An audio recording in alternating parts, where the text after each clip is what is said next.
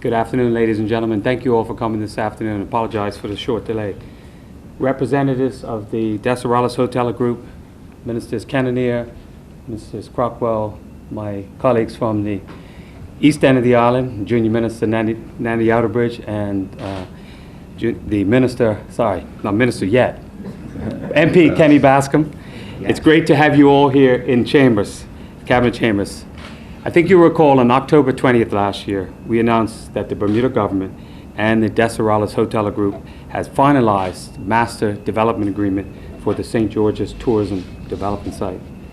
Today is another significant milestone for the St. George's Resort Development, as the government of Bermuda and the Deseralis Hotel Group have finalized the hotel ground lease that paves the way for groundbreaking of $150 million St. Regis luxury development. It is very clear that this project will generate jobs in both construction and when the resort is operational in a few years' time. The development plans are for the 124-acre site to include a 120-room St. Regis hotel, a spa, a renovated St. George's golf course, residential condominiums, and a casino. For those of you who are not aware, the Deseralis Group is a privately held international owner-operator of luxury hotels and resorts, including the award-winning Ritz-Carlton in Aruba and the Marriott and Renaissance hotels in Caracas. It is also developing the Ritz-Carlton in Turks and Caicos Islands and a resort in Bonaire. Deseralis' commitment to build a world-class resort that harmonizes with the UNESCO designation of the town of St. George's is a testimony to the company's belief in the strong future for Bermuda, in both the hotel operations and the island's residential real estate. The government's team was led by the Bermuda Tourism Authority and the Ministry of Tourism, Development and Transport, and included support from the Office of the Attorney General and, of course, the Ministry of Public Works. The government was well represented in the development transaction by Hemisphere Group International Real Estate Advisors, who have been responsible for creating numerous luxury resorts over the past 3 decades. OBMI, the international architectural firm, has already been engaged by the developer and is finalizing the planning and architectural designs through the firm's Bermuda and Miami offices. This milestone is a continuing achievement that will lead to the first new hotel development in Bermuda in many, many, many years. Furthermore, we are keeping our promise, which the government made to the people of Bermuda, to actually make this resort a reality. This is a very important day because it shows that confidence of a preeminent international developer with a Deseralis experience has in the Bermuda brand. I want to take this opportunity to personally thank you, Walter and Roberta Stippa, for the confidence that your team has brought to Bermuda. And we pledge, again, our continuing support to you through this vision of creating this new world-class resort in the historic town of St. George's. Thank you very much. The road has been long. We've traveled along the road. We've made progress. And now we see the bright future that you're bringing to St. George's and the people of Bermuda. With that, I'd like to ask my colleague, the Minister of Works, to say a few comments. Thank you. Thank you. Premier, representatives of the Deseralis Group. This is an exciting time, Bermuda, for us to be entering into another phase of developing the hotel in St. George's. This is really an exciting time for us. As you know, last October we entered into an MDO, or Master Development Agreement at that time with Deseralis, and we are now looking to move forward with the next stage of this development. Today, we are just simply delighted, and what I want to do is just spend a few moments to thank the ministries that have been involved. There's a lot of work that goes on behind the scenes to get to this point.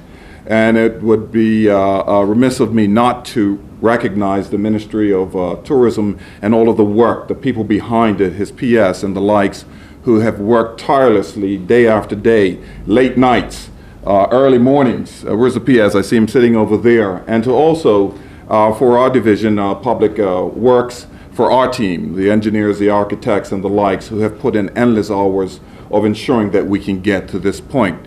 Bermuda, I want to say to you that on behalf of our ministry, we are extremely excited that we are here at this time and at this moment.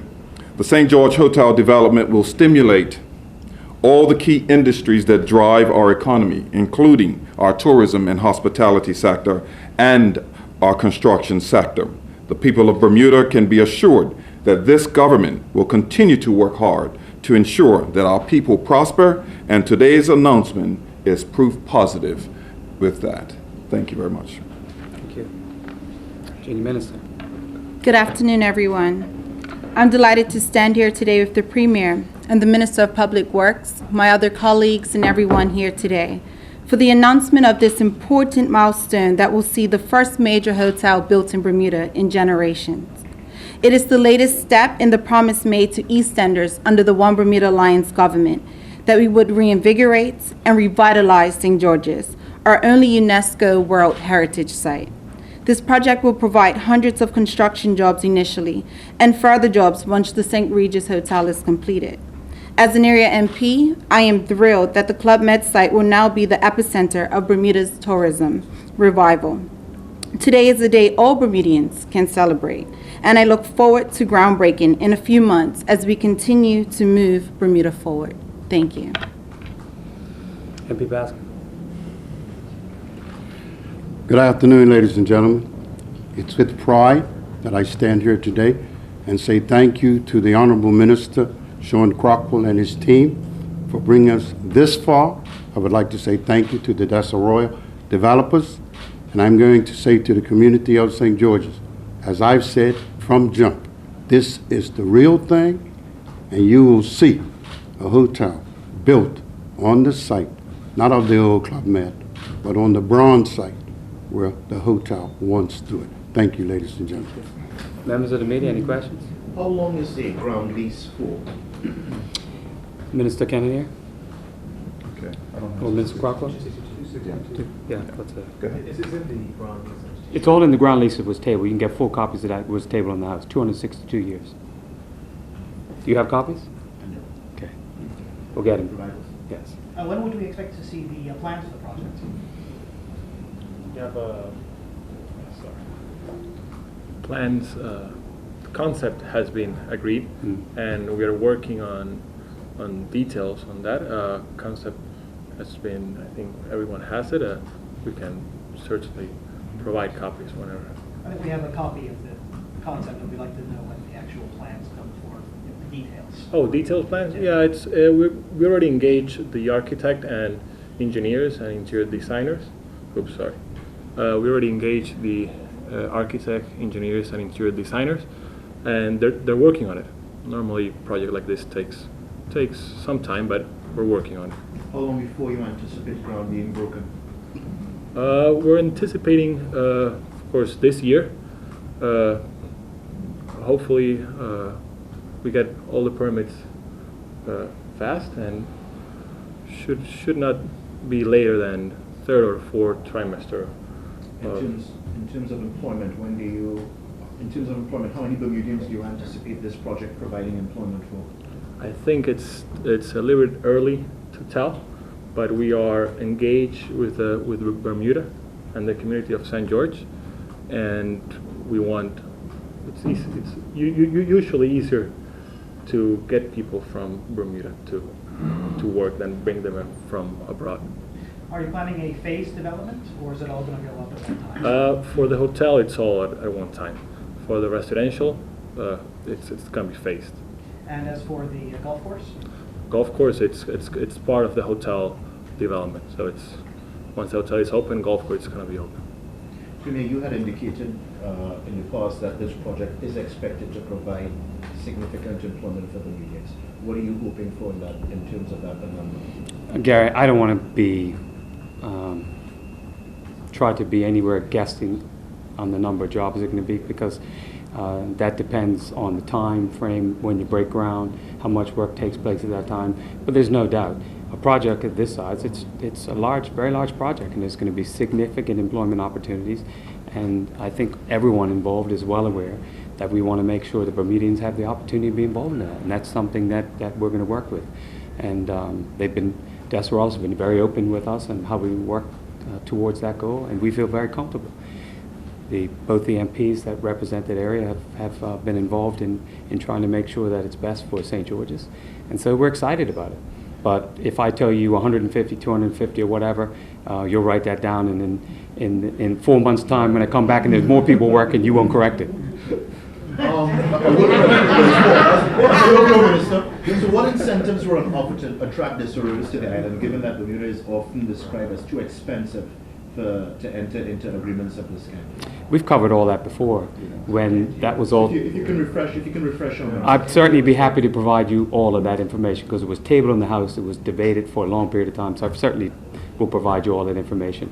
I think what we need to remember right here and now is that we have a partner who has a worldwide reputation for doing things right and being successful, and you have a government that is interested in working with people to get Bermuda up and running again. And then you have the town of St. George's, which is a perfect match for all of this. So, that's three of a kind. That's a pretty good hand.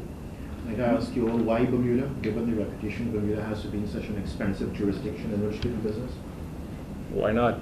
Thank you very much. Good answer. All right, and on that, members of the media, we have to get back up to Ross. No, I have a question. You started. Okay, Io and then Ryan. Io, then Ryan. Mr. Stipper, will you come to the mic? He's.